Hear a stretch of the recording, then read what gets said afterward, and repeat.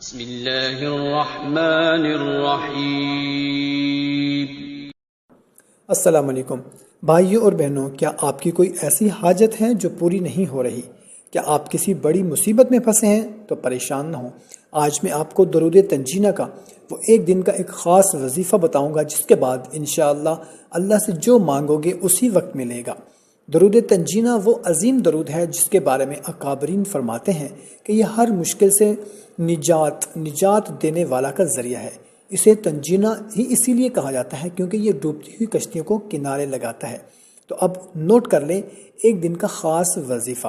آج ہی باوضو ہو کر ایک جگہ بیٹھ جائیں، اول اور آخر 11 بار درود شریف پڑھیں، درمیان میں 313 مرتبہ درود تنجینہ پڑھیں۔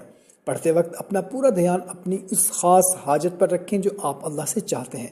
تسبیح مکمل ہوتے ہی سجدے میں گر جائیں اور رو کر اللہ سے دعا مانگیں۔ یاد رکھیں، شرط صرف کامل یقین ہے، اللہ کی رحمت سے مایوس نہ ہو۔